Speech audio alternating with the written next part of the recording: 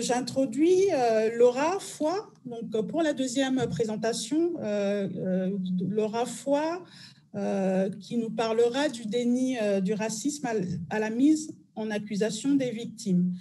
Donc, elle est doctorante sous la direction de Nicolas Simbel, donc laboratoire apprentissage didactique, éducation et formation à l'Université de Marseille. Donc, elle travaille sa thèse sur les processus de constitution et d'actualisation de la race dans les écoles primaires du réseau d'éducation prioritaire renforcé de Marseille. Donc, voilà, elle est également professeure des écoles en REP+, à Marseille. Je vous laisse la parole, Laura, pour 15 minutes. Merci. Alors bonjour, merci pour l'introduction Francine et merci de m'avoir invitée à cette rencontre sur le défi qui est posé par la pluralité ethno-religieuse à l'école. Alors je vais vraiment changer de point de vue par rapport à la communication précédente, c'est qu'on va basculer sur l'école publique et on va, je partage mon écran en même temps, parler cette fois des élèves. Alors, qui dit pluralité ethno-religieuse, dit élève assigné à l'altérité raciale, et qui dit élève assigné à l'altérité raciale, dit probablement, certainement et même fatalement, racisme vécu par ses élèves. Et donc moi, je vais m'intéresser à la manière dont sont accueillis, dont sont prises en charge et les dénonciations du racisme qui sont faites par les élèves et par leurs parents. Et je vais essayer de mettre en évidence en fait toutes les stratégies de silenciation et de dénégation du racisme qui sont mobilisées par les enseignants. Et pour chacune de ces stratégies, je vais mettre en évidence une conception du racisme sur laquelle se fonde le système de défense qui est développé par les enseignants. Donc, mon terrain d'enquête, c'est les écoles du réseau d'éducation prioritaire renforcée de Marseille.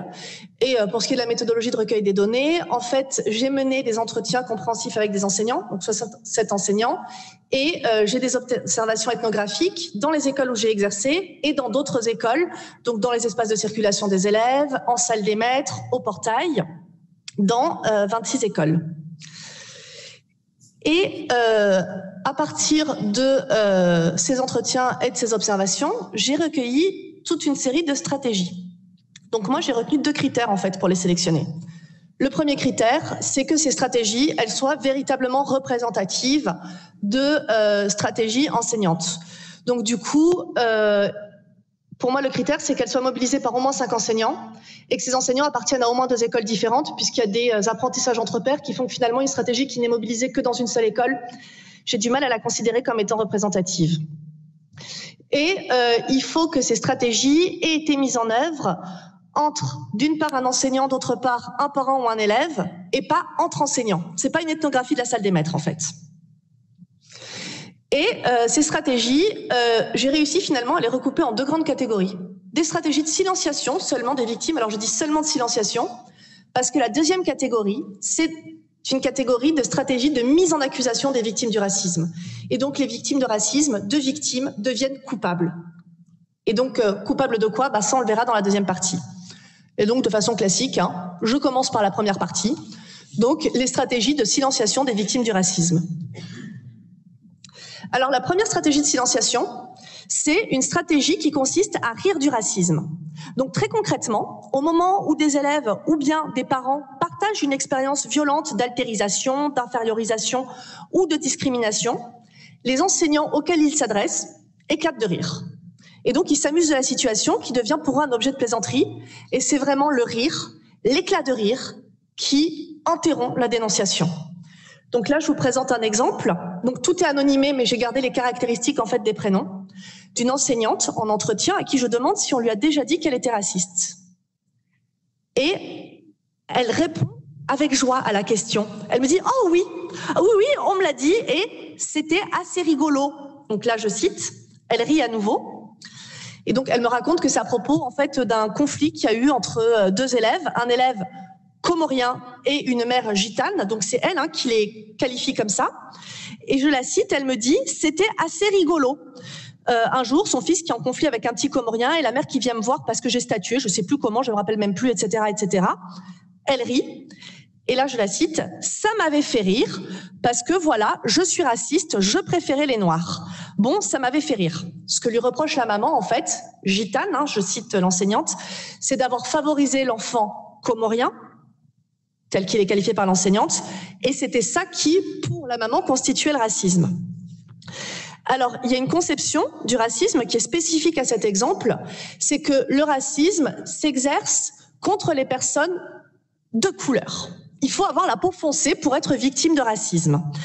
Et c'est une conception, en fait, de la blanchité qui est assez limitée, parce que certes, pour être statutairement blanc, il est nécessaire d'avoir la peau claire, il y a une question de couleur de peau, mais c'est une condition qui n'est pas nécessaire.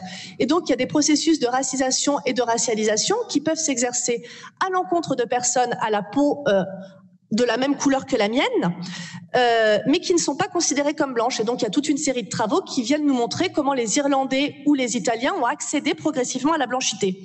Aujourd'hui encore, il existe toute une série de stéréotypes qui pèsent sur les populations identifiées comme gitanes ou identifiées comme roms, qui les écartent de la blanchité.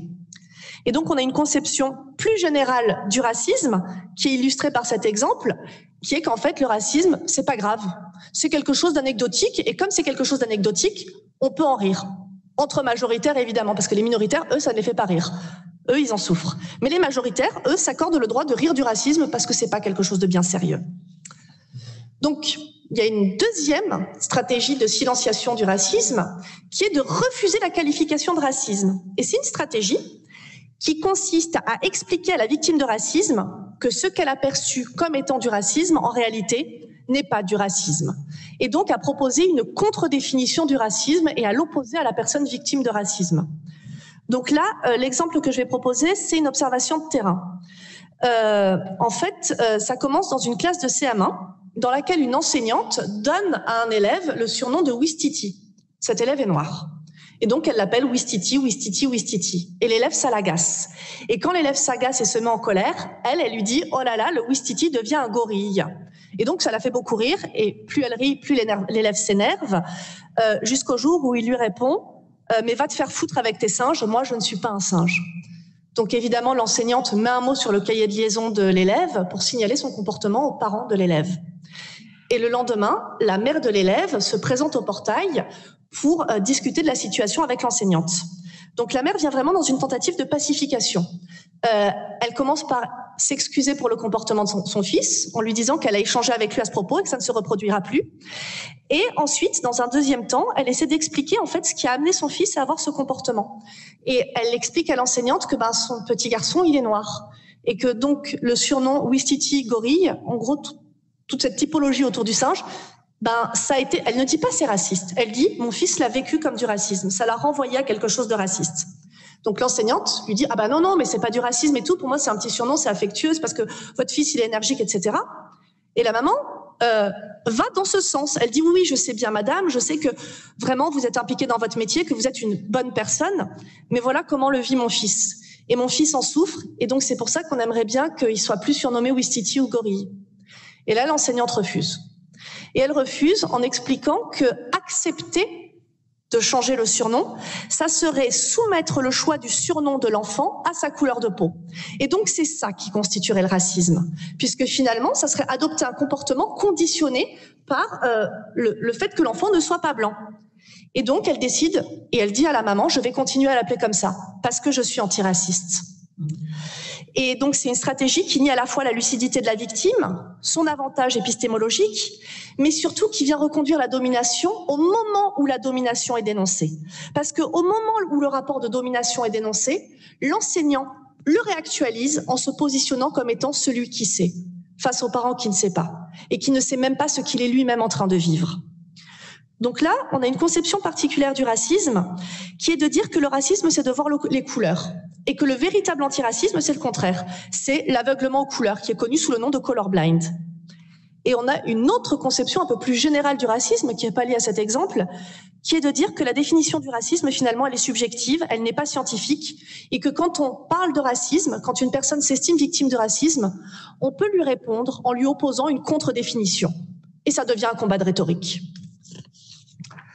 Alors, troisième stratégie de silenciation, c'est de recourir à des éléments qui sont relatifs à son identité personnelle pour dénier la dénonciation de racisme. Donc c'est une stratégie qui disqualifie la dénonciation des parents, non pas sur le fondement précis des événements qui sont mis en cause, mais à partir d'éléments qui sont relatifs à l'identité personnelle de la personne qui aurait tenu les propos ou qui aurait commis les actes qualifiés de racistes. Donc très souvent, en fait, ce sont des éléments qui sont relatifs à l'identité politique, militante de la personne. Alors ça va être « je suis à SOS Racisme »,« non mais moi je suis pas raciste, je suis au réseau Éducation sans frontières ». Ça va être lié à ses fréquentations, donc mon mari, ma femme, ma meilleure amie, mon copain, mon voisin, la nounou de mes enfants est marocaine, peut-être que vous avez la référence, ou à l'ascendance migratoire de la personne qui est incriminée. C'est le cas de l'exemple que je vais présenter et que j'ai trouvé d'autant plus intéressant que l'enseignant se présente comme fils d'immigrés. Il a une ascendance migratoire européenne, espagnole. Il a un nom donc, que je qualifierais de caricaturalement français, donc dont j'ai repris les caractéristiques. Évidemment, ça n'est pas son nom. Et il a un phénotype très européen. Il est châtain, il a les yeux bleus, bon, caucasien même. Et donc, je lui demande si on lui a déjà dit qu'il était raciste, et il me répond qu'il ne l'affirmerait pas, mais qu'il dirait que oui, et que c'était des parents. Et je lui demande comment il s'est senti. Et il me répond « agressé ». Et je lui demande pourquoi. Il me répond « parce que je suis fils d'immigrés et que je ne suis fondamentalement pas raciste ». Bon, ensuite, ce qu'il veut dire est pas très clair. Il dit « je pense qu'ils m'ont traité de raciste parce qu'ils ne savent pas ça. Déjà, et d'une, que je n'ai pas non plus ouvertement affiché mes opinions politiques et ma vie privée, parce que ce n'est pas le lieu ouvertement, mais de manière intellectualisée par des façons de penser, hein, et que j'allais dire quelque chose, mais j'ai oublié. En fait, il a oublié, hein, c'est pour ça que c'est pas clair. Est-ce qu'on m'a traité de raciste? Parce que je pense qu'il me voit encore en colon blanc. » Et donc là, en fait, lui, il dit qu'il ne peut pas être raciste parce qu'il est fils d'immigrés. Et donc, dans son cas particulier, hein, dans son identité particulière, on a une conception du racisme spécifique à l'exemple qui est que l'enseignant pense pouvoir transposer son sentiment de minorisation à l'expérience violente et brutale d'altérisation, d'infériorisation et d'exploitation qui sont vécues par les minoritaires racisés. Et donc, il n'a qu'une compréhension qui est très limitée et très tronquée, en fait, de ce qu'expérimentent les élèves et les parents dans le monde social, parce qu'il vient résumer et limiter cette expérience des personnes assignées à l'altérité raciale à son expérience à lui. Et donc là-dedans, on a aussi une conception un peu plus générale du racisme, qui est que certaines pratiques, comme l'engagement militant, notamment l'engagement antiraciste, certaines relations sociales, donc avoir des amis noirs et arabes, ou certaines identités, comme avoir une ascendance migratoire, ça viendrait fonctionner comme des vaccins contre le racisme. Et donc là, le racisme, il apparaît très clairement comme une question individuelle de personnalité. C'est être ou ne pas être raciste. Et non pas comme un phénomène systémique et potentiellement normatif. Alors, dernière stratégie de silenciation, c'est celle de dénégation par le contexte professionnel. En substance, en fait, il s'agit de dire que le contexte d'exercice professionnel, donc le réseau d'éducation prioritaire renforcé, est un antidote au racisme, parce qu'il garantirait à minima le non-racisme, si ce n'est même l'engagement antiraciste des enseignants, parce que ces enseignants exercent dans un territoire qui est ethniquement ségrégué et ils ont donc affaire à un public qu'une personne raciste ne supporterait pas. Donc là, j'ai deux exemples. Un exemple un peu général sur l'impossibilité de discriminer en REP+, et un exemple plus spécifique.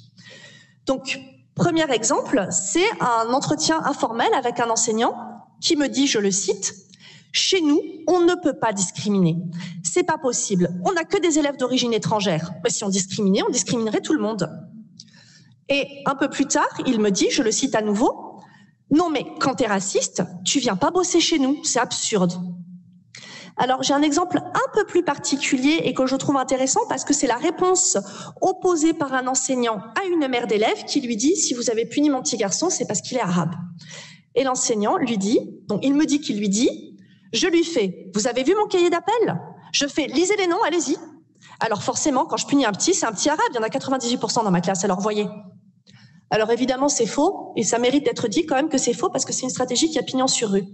En fait, face à un groupe de personnes minoritaires assignées à la minorité raciale, les majoritaires, en fait, ils vont réorganiser la hiérarchie raciale en mobilisant d'autres critères que le seul phénotype, en fait, donc à partir de critères comme la pratique religieuse, la maîtrise de la langue ou le genre.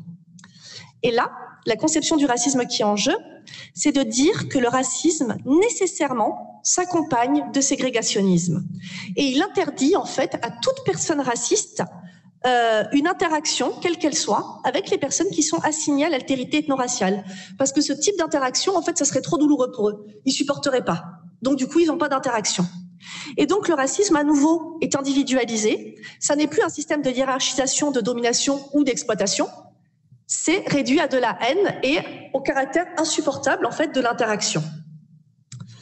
Alors, je vais passer à ma deuxième catégorie de stratégie qui, elles, ont pour effet de renverser l'accusation et de mettre en accusation les victimes de racisme.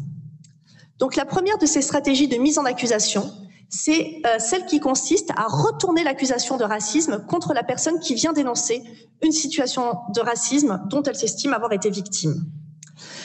En fait, l'accusation, ce qui est dit, ce qui est mis en œuvre avec cette stratégie, c'est de dire que si la personne assignée à l'altérité raciale vient dénoncer du racisme, vient se plaindre de racisme, c'est uniquement parce que la personne dont les propos ou les comportements sont dénoncés est blanche.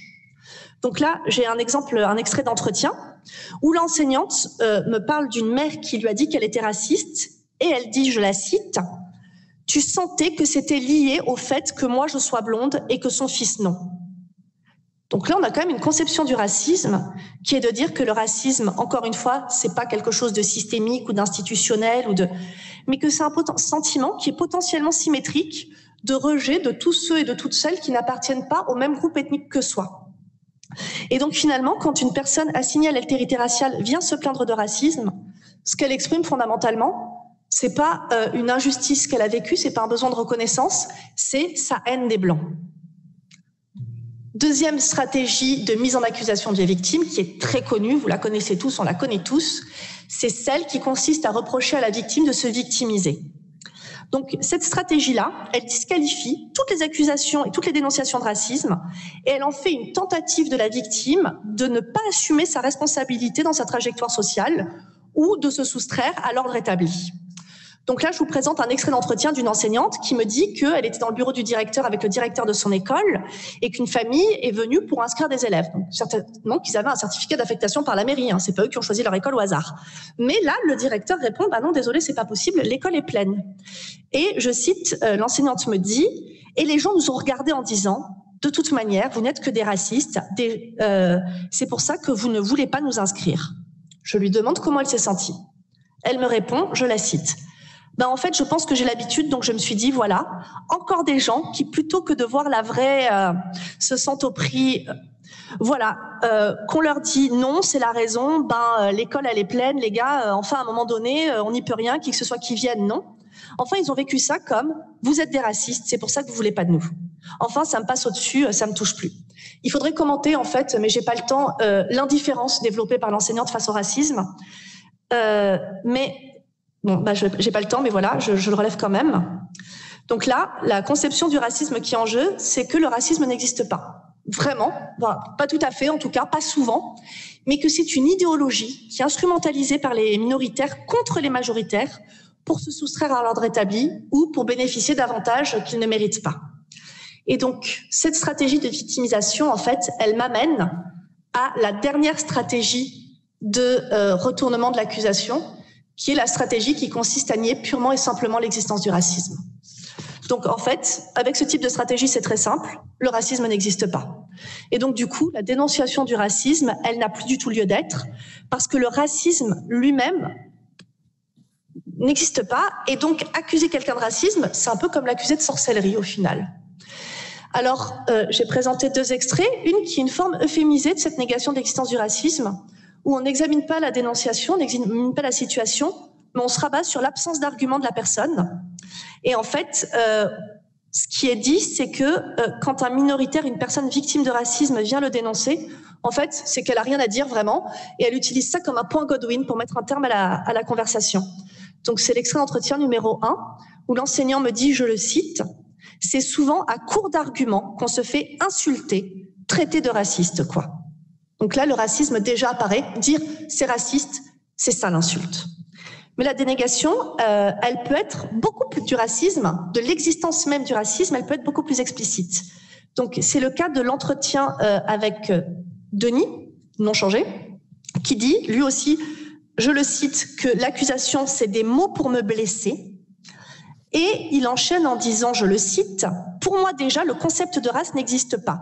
Le problème est réglé. La race, il y a une seule espèce, c'est l'espèce finale, c'est l'espèce humaine, point final, à la ligne. » Donc ensuite, il compare ça à la couleur des cockers pour conclure sur, je le cite, « Le concept de race, on l'a vu, on l'a répété 10 000 fois en biologie, c'est du vent, ça ne vaut rien.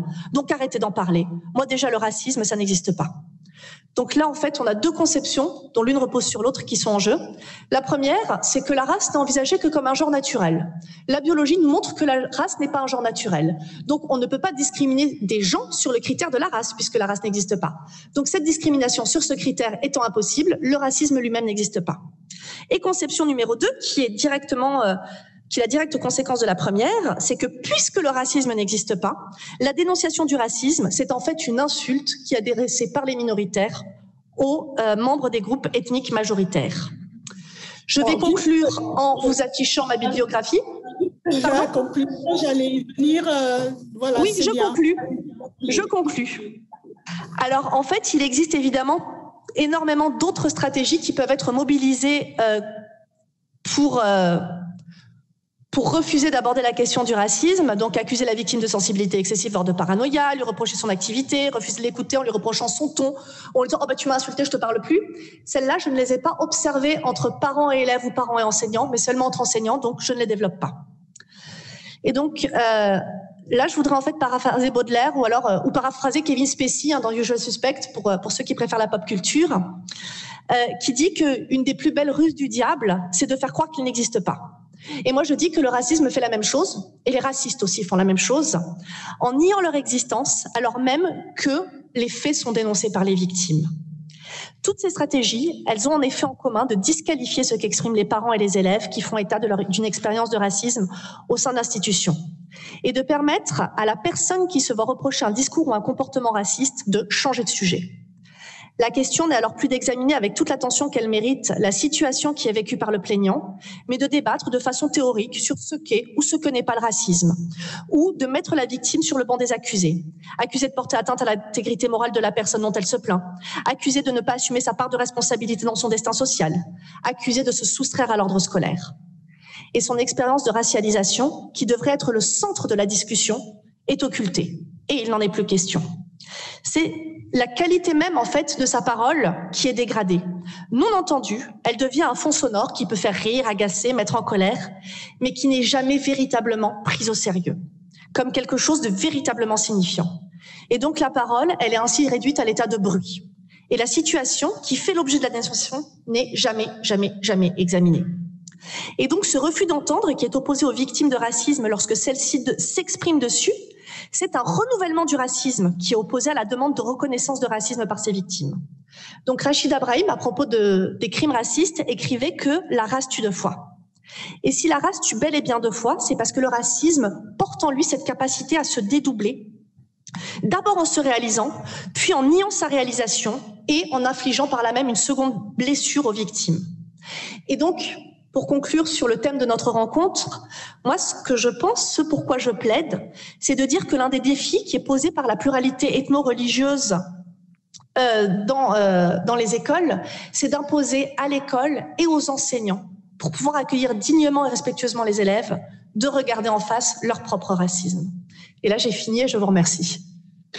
Merci beaucoup pour cet exposé très passionnant. Hein. On le voit à la richesse des entretiens que vous avez menés avec tous ces enseignants.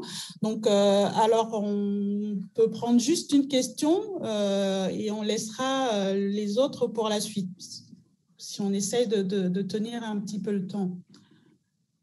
Alors, est-ce qu'il y aurait des questions? Une question plutôt. Oui, encore un exposé passionnant parce qu'il s'appuie sur des données très, très concrètes. Je suis fasciné notamment par tous ces syllogismes. Ce sont des syllogismes qui sont parfaitement répertoriés. Enfin, on pourrait tout à fait les analyser comme tels. Les Américains notamment ont fait de très très belles analyses sur ces fallacies, enfin dont vous donnez des exemples extraordinaires. J'avais quand même une question quand vous dites jamais, jamais, jamais on ne reconnaît le comportement raciste, etc. Mais est-ce que de nombreux entretiens que vous avez menés, il n'y en a aucun, vraiment aucun, dans lequel un enseignant accepterait de réfléchir sur son racisme, s'interrogerait, etc. Vous n'avez jamais trouvé un tel cas, ou bien vous avez sélectionné les cas les plus dramatiques, si j'ose dire, de blaming the victim, etc. Alors, c'est pas jamais, jamais, jamais, jamais. C'est excessivement, excessivement, excessivement, excessivement rare.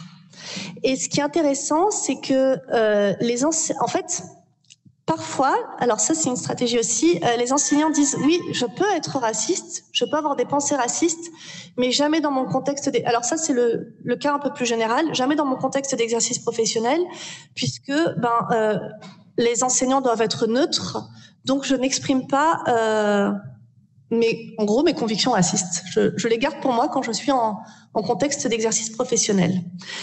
Il y a quand même deux types d'enseignants qui vont s'interroger sur leur racisme, donc sur les 67 enseignants avec qui j'ai fait les entretiens. Il y a les enseignants qui sont eux-mêmes assignés à l'altérité ethno-raciale et qui vont avoir un regard réflexif sur leur propre intériorisation des normes de la blanchité hégémonique, pour faire gros, et se demander en fait s'ils les reconduisent pas. Et les enseignants qui soit ont des enfants métissés, et qui découvrent le racisme en découvrant le racisme dont sont victimes leurs enfants. Là, j'ai eu un entretien avec un enseignant qui est blanc, qui est en couple avec une femme qui est noire et qui a des enfants métis. Et puis, un jour où il y a grève d'école dans l'école de ses enfants, il ramène ses enfants avec lui à l'école et pour le déjeuner, il va manger au fast-food qui est juste à côté de son école d'exercice, donc en REP+. Et donc, il est avec sa fille qui doit avoir 6 ou 7 ans à l'époque, qui est métissée, donc qui est noire.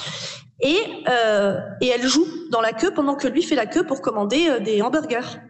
Et à un moment, elle lui dit papa, je voudrais de la glace. Enfin, pense à me prendre une glace, quoi. Et là, il y a quelqu'un dans la queue qui dit non, mais n'acceptez pas, parce que après, ils vont pas arrêter de vous gratter. Et là, il réalise que ses enfants sont victimes de racisme, et donc il réalise que potentiellement ses élèves aussi. Et là, ça met en place en fait en lui un chemin de déconstruction où il commence à réfléchir sur ses propres normes, sur son propre fonctionnement et donc sur sa propre capacité à reproduire en fait des comportements racistes. Et autre catégorie d'enseignants qui vont avoir un regard plus réflexif sur leur comportement. Et là, c'est quand même une piste pour la formation. C'est les enseignants qui ont un cursus en sociologie.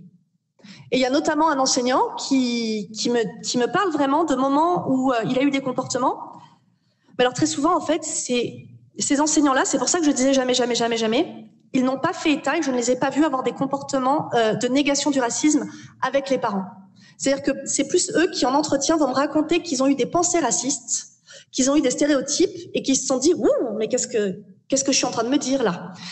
Et donc, il y a un enseignant à qui je dis « Mais en fait, qu'est-ce qui t'a amené à avoir ce regard critique et réflexif sur ton propre racisme ?» Et il me dit « Ah ben moi, c'est la socio. C'est qu'en socio, en fait, finalement, j'ai surtout appris à remettre en question ce que je croyais être vrai et ce qui était des allants de soi ou des lieux communs pour moi. » Et il m'explique que c'est véritablement la sociologie qui lui a permis peut-être pas être raciste, mais au moins d'être capable de réflexivité là-dessus. Merci.